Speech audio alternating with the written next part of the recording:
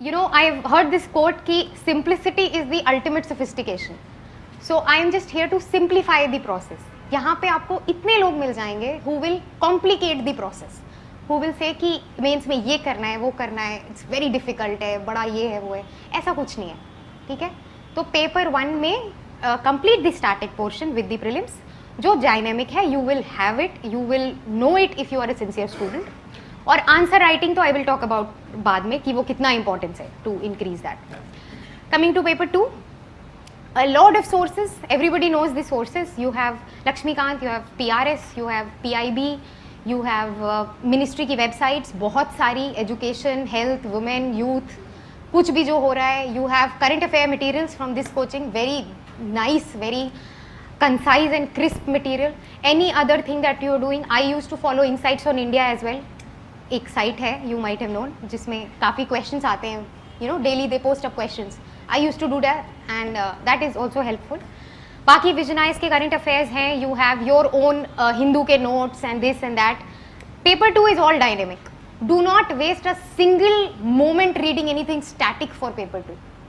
This is something nobody tells you.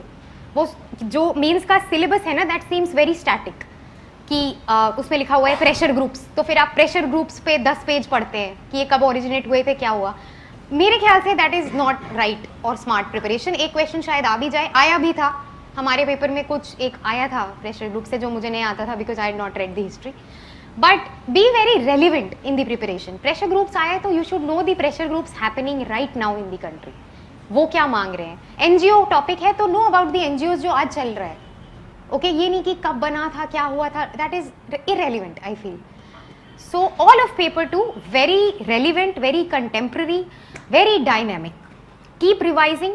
जो भी आपका सोर्स है, यहाँ के current affairs are very good. वो सोर्स है, चाहे PRS सोर्स है, चाहे आपका MPR सोर्स है, जो भी सोर्स है, continue with that and keep revising till the end.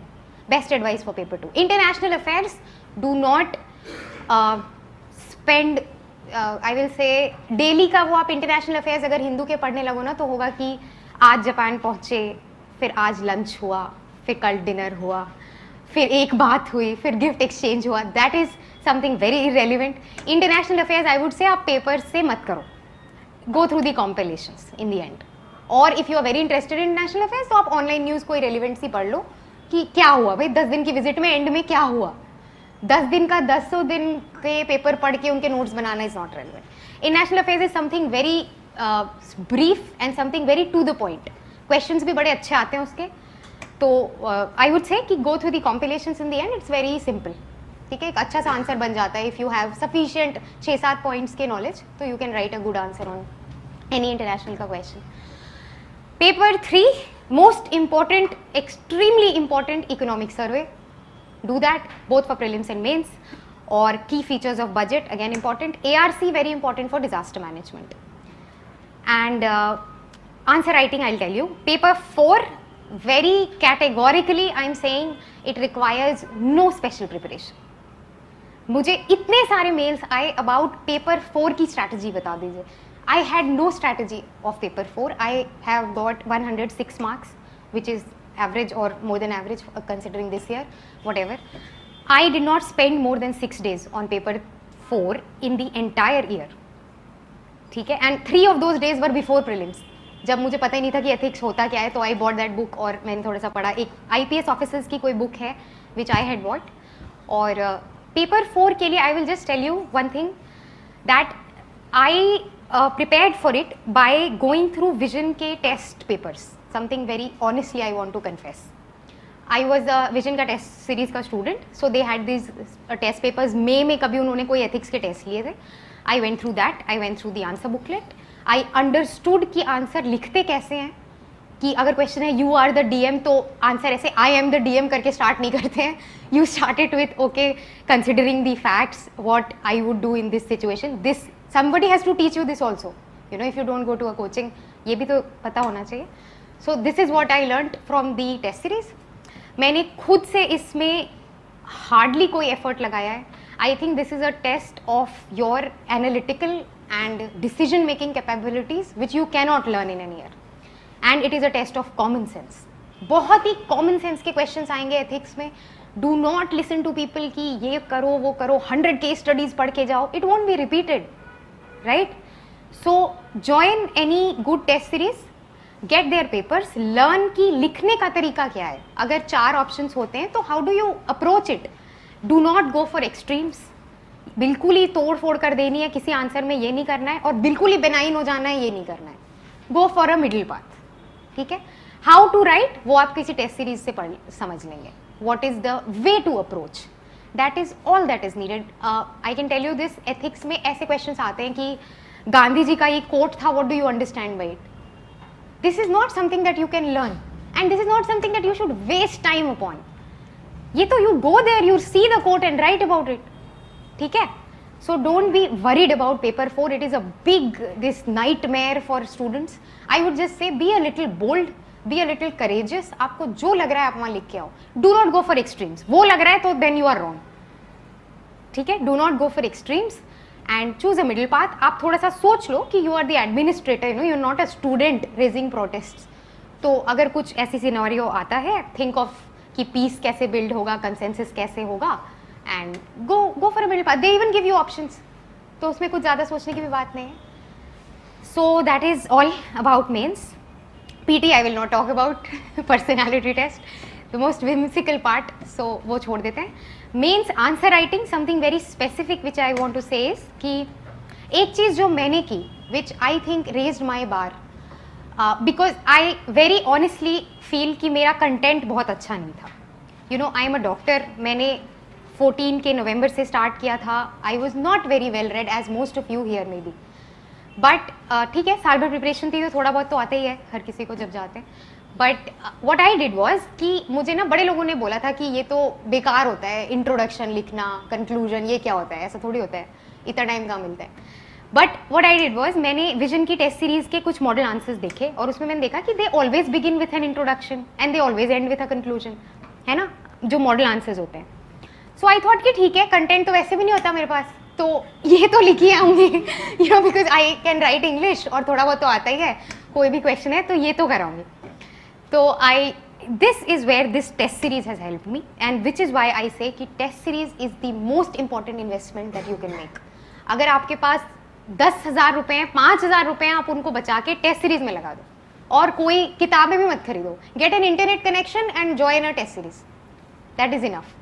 तो this is something which has help me enormously. मैं यहाँ आती थी, first test which I gave, I ended it in 3 hours and 45 minutes, because मैंने सोचा था कि अब लिख के तो आऊँगी, जब आ रहा है तो आई विल राइट एवरीथिंग, चाहे जितना टाइम लग जाए. So I wrote everything and I always began with an introduction. मुझे एक बार आई रिमेंबर विजन के टेस्ट सीरीज में आई गॉट दिस कॉमेंट कि introduction should be brief, it should not cover more than 1 page. But this is something which you know you should practice with it. You should learn कि अगर आपको 7 minute मिल रहा है and the question is something very basic, make in India पे question है, you know 10,000 points on it, but you have to write an introduction. आप एक line जरूर लिखें कि मेक इन इंडिया क्यों रेलिवेंट है आज की कंट्री में, आज की गवर्नमेंट में, आज के यूथ के लिए. Right it in 2 lines, begin your answer, finish it, give an optimistic conclusion. If this goes to fruition, if this coupled with skilling can be brought to a completion, India would soon join the rank of greatest nations in the country. Ended with this. Question ने ऐसा कुछ मांगा भी नहीं था. But this is something I feel added to my answers. I got 112 in paper 3, which is too much.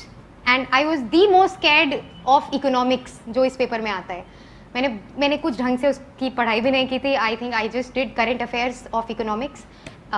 वैसे जो static चीज़ें होते हैं तो I was very shaky on that. वैसे वो अब आता भी नहीं है. But this is something which I would say कि आई एम प्रिटी श्योर मेरे जो नंबर आए, this has a big relevance to it.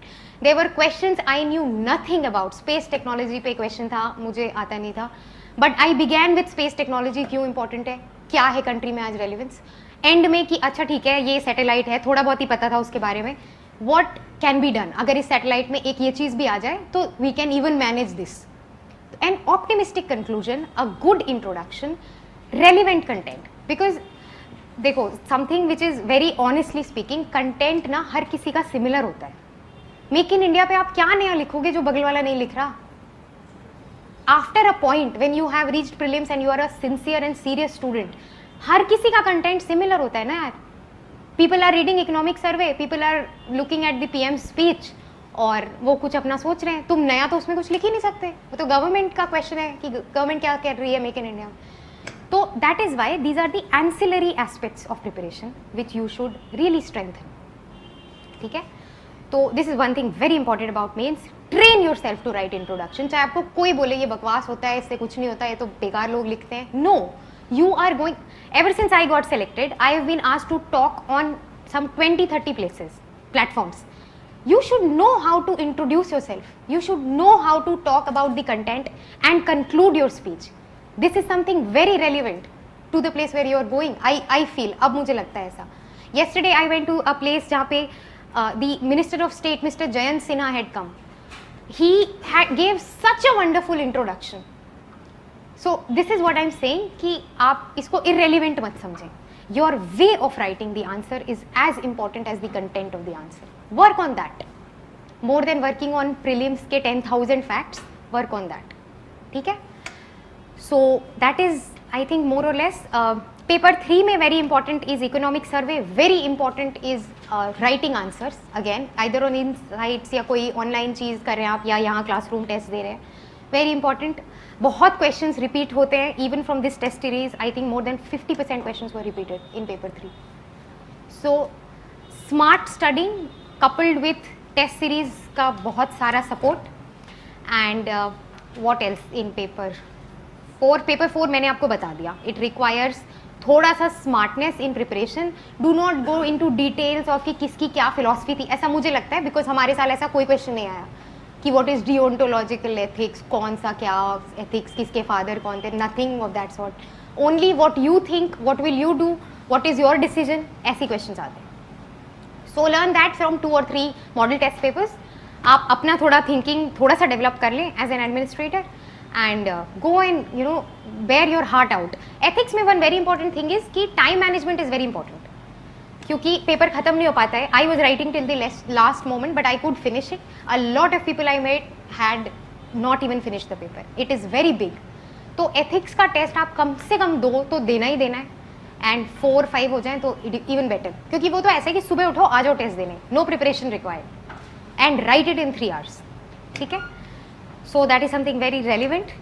और मेंस के लिए answer writing is important. Answer writing इतना नहीं कि आप रोज लिख रहे हैं, but yes 8 to 10 test timed करके, वेरी इंपॉर्टेंट.